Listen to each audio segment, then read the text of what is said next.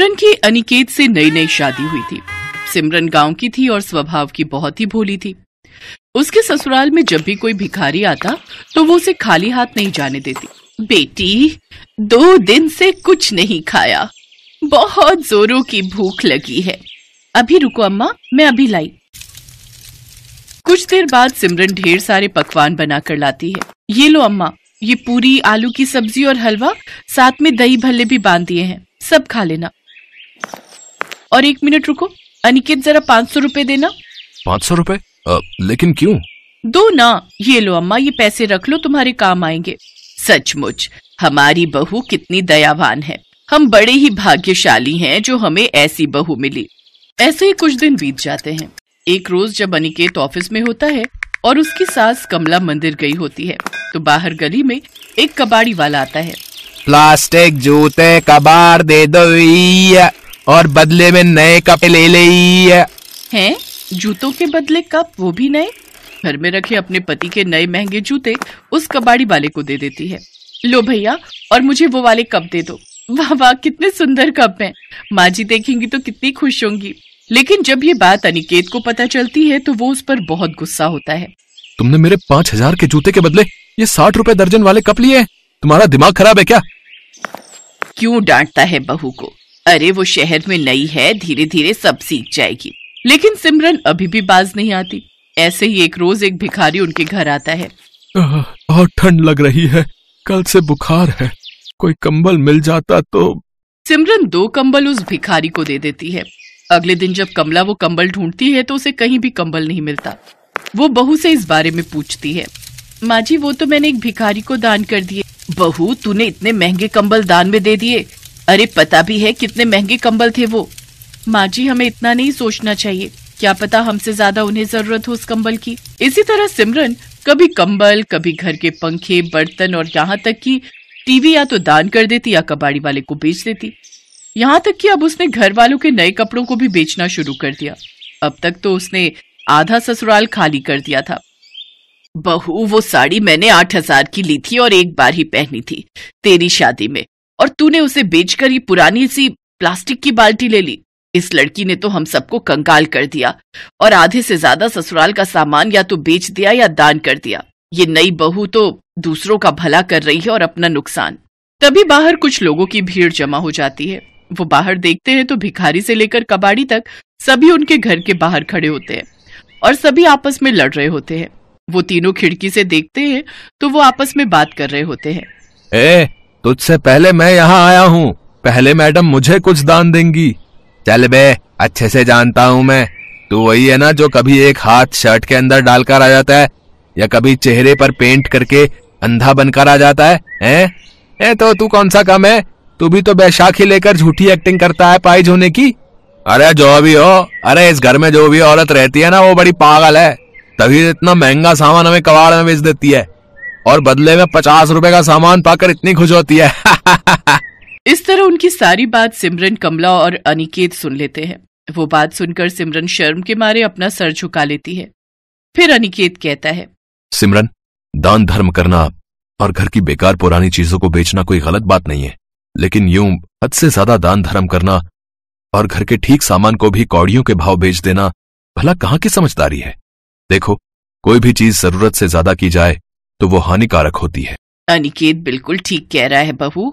इस तरह सबके समझाने पर सिमरन को अपनी गलती समझ आ जाती है और वो सबसे अपने किए की माफी मांगती है। अब से वो बहुत सुधर जाती है। उसकी ये बदली आदत देख उसके ससुराल वाले अब खुश थे।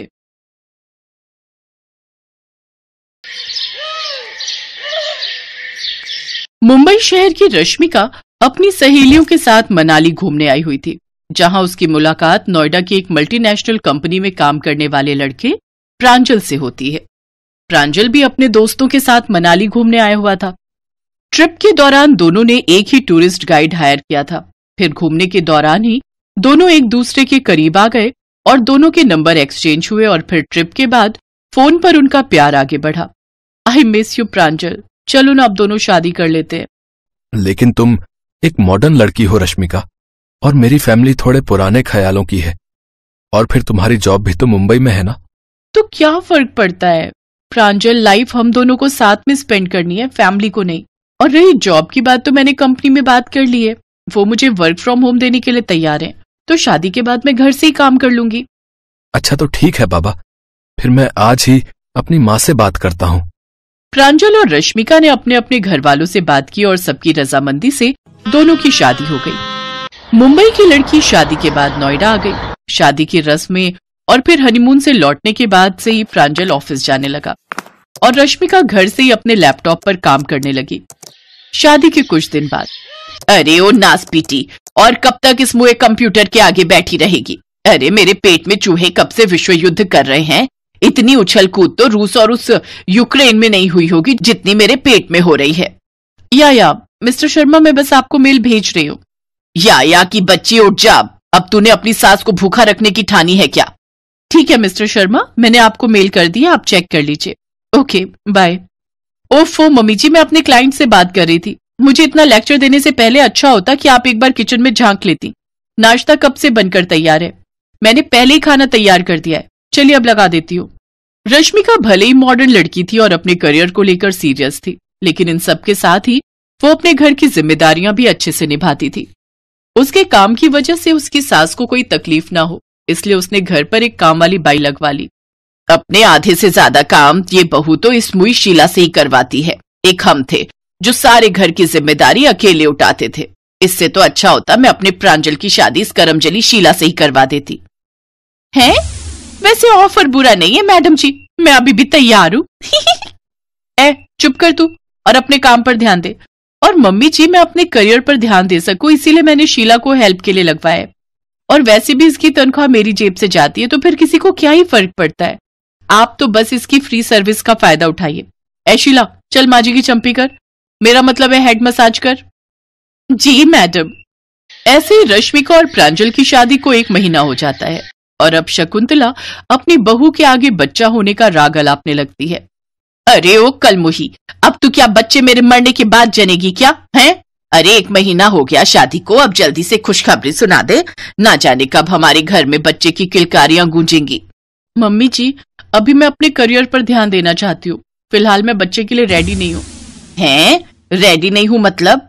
अरे तुझसे अच्छी तो उस कल्लू की मुर्गी है जो 1 महीने में उसे 100 अंडे देती है, और तू है कि हमें एक अंडा, मेरा मतलब है एक बच्चा नहीं दे सकती। मम्मी जी, आप मुझे एक मुर्गी से कंपेयर कर रही हैं, और अब तो मैं 1 साल क्या बल्कि अगले 5 साल से पहले बच्चा प्लान नहीं करूंगी। ये कहकर रश्मिका वहां से चली जाती है और शकुंतला अपना माथा पकड़कर बैठ जाती है। तभी उसकी पड़ोसन उर्मिला उसके घर आती है। शकुंतला उसे अपनी परेशानी बताती है। अच्छा तो ये बात है, सुना है उस पुराने मंदिर के पीछे एक बाबा बैठते हैं जिनके पास सबकी समस्या का समाधान होता है। मैं तो कहती हूँ तू आज ही उनसे जाकर मिल। शकुंतला अगले दिन ही वहां जाती है और बाबा से मिलती है। तू चिंता ना कर, ये ले ये पुड़िया तू अपनी बहू को दूध में डालकर पिला दे, फिर देख कमाल। शकुंतला वो पुड़िया लेकर घर आ गई और अपनी बहू के लिए दूध का गिलास लेकर गई जिसमें उसने वो पुड़िया डाल दी। ये ले बहू, सारा दिन ऑफिस का काम करते करते तू थक गई होगी ना? हैं? मम्मी जी आप? सूरज कहाँ से निकला आज? खैर लाइए, आप इतने प्यार से दूध लाई हैं तो पी ही लेती हूँ। फिर अगली सुबह जब प्रांजल उठा तो उसने देखा पूरे बिस्तर पर अंडे पड़े हुए हैं। ये नजारा देख वो हैरान रह गया। हे भगवान, इतने सारे अंडे घर में, इतनी मुर्गियां कहां से आ गई? रश्मिका उठो, देखो तो क्या है ये सब। ये इतने सारे अंडे कहां से आए? अब तो रश्मिका जहां भी बैठती वहां अंडे ही अंडे हो जाते। शकुंतला ये सब देखकर हैरान थी। हैं? नई बहू अंडे दे रही है, रुक बहू मैं तेरे लिए टोकरी ले आती हूँ, तू उसी में अंडे भर दे। और प्रांजल तू नौकरी छोड़, अब अंडों का ही काम कर ले बेटा, बहू मुफ्त में इतने अंडे जो दे रही है। तभी वहां कल्लू पहलवान उस बाबा के साथ आ जाता है। मैं बताता हूँ, दरअसल जिस दिन आप अपनी बहू के लिए बच्चे होने वाली दवाई लेने आई थी इन बाबा के पास, उसी दिन मैं भी अपनी मुर्गियों के लिए दवाई लेने गया था ताकि वो ज्यादा अंडे दे पाए, और गलती से मेरे चेले ने तुम्हें गलत पुड़िया दे दी, जिस वजह से ये सब हुआ। ये लो दवाई बेटी, इसे खा लेना, इससे तुम्हारे अंडे देना बंद हो जाएंगे। बच्चे होने की दवाई? माँ ये सब क्या है? मुझे माफ कर दे बेटा, मुझसे गलती हो गई, वो बच्चे की चाह में मैंने ऐसा किया। मुझे लगा कहीं मेरी उम्र ना निकल जाए और मैं बिना पोते पोती का चेहरा देखे इस दुनिया से चली जाऊं। मम्मी जी, हम जानते हैं कि आपकी कुछ इच्छाएं हैं, आप भी चाहते हो अपने पोते पोतियों को खिलाना, लेकिन मम्मी जी आप हमें कुछ वक्त तो दीजिए, हम अपनी लाइफ में ठीक से सेटल हो जाएं, अपने और अपने होने वाले बच्चों का फ्यूचर सिक्योर कर लें। मम्मी जी, एक बच्चे को सिर्फ पैदा ही नहीं किया जाता बल्कि उसके माता पिता को अपना समय और सारी सुख सुविधाएं भी देनी पड़ती है। और किसने कहा आपकी उम्र हो गई है? अरे अभी तो आपको अपने पर पोतों को भी खिलाना है। रश्मिका ठीक कह रही है माँ, वो ये सब तो हमारे फ्यूचर के लिए ही कर रही है। शकुंतला को अपनी गलती का एहसास हो जाता है। अब वो कभी उन्हें इस बात के लिए नहीं टोकती, साथ ही वो अपनी बहू को आगे बढ़ने के लिए हमेशा प्रेरित करती।